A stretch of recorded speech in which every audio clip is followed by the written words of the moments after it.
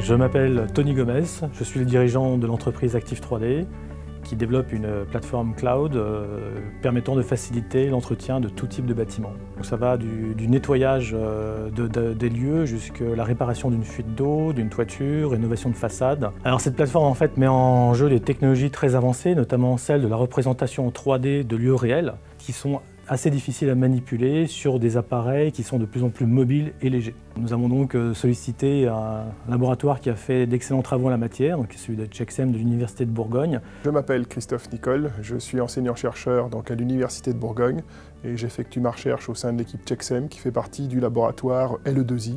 Et l'équipe dans laquelle je travaille bosse sur l'intelligence sémantique. Donc c'est un domaine de l'ingénierie des connaissances. Active 3D souhaite fédérer un ensemble d'acteurs du bâtiment qui ont une activité assez hétérogène pour que ceux-ci réalisent un objectif commun. Et d'un point de vue numérique, on va construire un cerveau qui permet de comprendre en fait les différentes attentes de chacun et de les agréger, de reconstruire des vues spécifiques, intelligentes, au travers d'une représentation 3D pour que le cerveau humain comprenne, mais associée aussi à de l'intelligence sémantique, c'est-à-dire du sens, pour que l'ordinateur comme l'humain comprennent bien que cette représentation est une porte ou un mur, etc. Nous avons prototypé une utilisation de cette application pour les forces d'intervention d'urgence, notamment dans ce scénario pour les pompiers, qui dès le départ de la caserne peuvent télécharger l'application sur leur appareil mobile pour immédiatement prendre connaissance des lieux, des plans de circulation, plans d'évacuation, des issues de secours, des accès, voire même d'où est parti le sinistre. Dans le cas des pompiers, on ne doit pas fournir l'ensemble des données du bâtiment tel que l'architecte l'a conçu, mais uniquement les informations pertinentes qui leur permettent d'éteindre les vannes de gaz à distance ou rapidement de pouvoir cerner l'endroit où ils doivent intervenir et quels moyens ils doivent mettre en œuvre pour résoudre le problème qui a été levé par un monitoring de l'activité du bâtiment. On va apporter des briques fonctionnelles, c'est-à-dire des morceaux logiciels qui permettront d'enrichir la plateforme d'Active 3D pour justement avoir des réactions et des niveaux de compréhension qui simulent l'intelligence.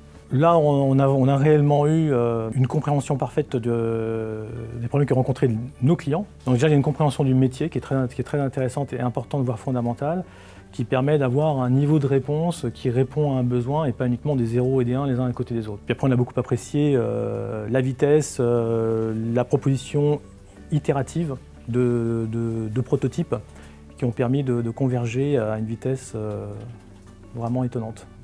On attend plein de choses d'une collaboration avec les industriels, surtout de se confronter en fait à une réalité, puisque travailler dans la recherche est différent que travailler dans le monde réel professionnel informatique, en l'occurrence, qui sont nos partenaires.